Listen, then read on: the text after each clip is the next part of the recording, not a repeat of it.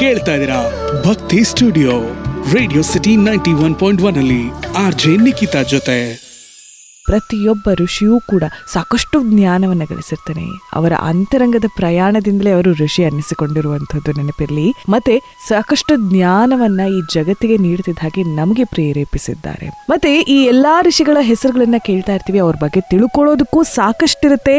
ಅದರ ಸಂಕ್ಷಿಪ್ತವಾಗಿ ತಿಳಿಸಿಕೊಡುವಂತಹ ಪ್ರಯತ್ನ.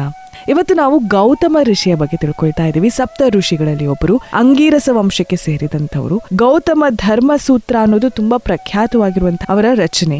ಗೌತಮ ಋಷಿಯ ಪತ್ನಿ ಅಹಲ್ಯೆ ಬ್ರಹ್ಮನ ಮಗಳಾಗಿರ್ತಾಳೆ.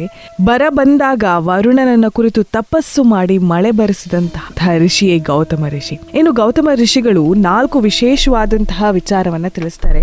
ನಾವು ಈ 4 ರೀತಿಯಾಗಿ ಜ್ಞಾನವನ್ನ ಗ್ರಹಿಸಿಕೊಳ್ಳಬಹುದು. ಹೇಗೆ ನಾವು ಜ್ಞಾನವನ್ನ ತರ್ಕದ ಮೂಲಕ ಪಡಿಬಹುದು ಅಥವಾ ಗ್ರಹಿಸಿಕೊಳ್ಬಹುದು ಅಂತ ಹೇಳ್ತಾರೆ.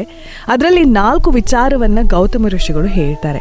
ಏನೇನದು? ಪ್ರತ್ಯಕ್ಷ, ನಮ್ಮ ಇಂದ್ರಿಯಗಳ ಅನುಭವಕ್ಕೆ ಬರುವಂಥದ್ದು, ಆ ಜ್ಞಾನವನ್ನ ನಾವು ಗಳಿಸುವಂತಹ ಒಂದು ವಿಧಾನ.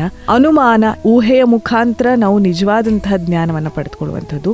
ಉಪಮಾನ, ಹೋಲಿಕೆ, ಸಮಾನತೆ ಮೂಲಕ ತಿಳ್ಕೊಳ್ಳುವಂತಹ ಒಂದು ಜ್ಞಾನ. ಮತ್ತೆ ಶಬ್ದ, ಪದಗಳ ಮೂಲಕ ಅರ್ಥ ಮಾಡಿಕೊಳ್ಳುವಂಥದ್ದು. ಇದು ಮೂಲತಃ ಲಾಜಿಕ್ನ ಮುಖಾಂತರ ನಾವು ಜ್ಞಾನವನ್ನ ಪಡ್ಕೊಳ್ಳುವಂತಹ ವಿಧಾನ ಅಂತ ಹೇಳ್ತಾರೆ. ಇದನ್ನ ನಾನು ನಿಮ್ಗೆ ಸಂಕ್ಷಿಪ್ತವಾಗಿ ತಿಳಿಸ್ಕೊಟ್ಟಿದ್ದೀನಿ. ಆದ್ರೆ ಸಾಕಷ್ಟು ವಿಚಾರವನ್ನ ನಮ್ಮ ಮನಸ್ಸಿನ ಬಗ್ಗೆ ಮತ್ತೆ ದೈವಿಕ ಶಕ್ತಿಯ ಬಗ್ಗೆ ಸಾಕಷ್ಟು ವಿಚಾರವನ್ನ ತಿಳಿಸಿಕೊಟ್ಟಂತವರು ಗೌತಮ ಋಷಿಗಳು.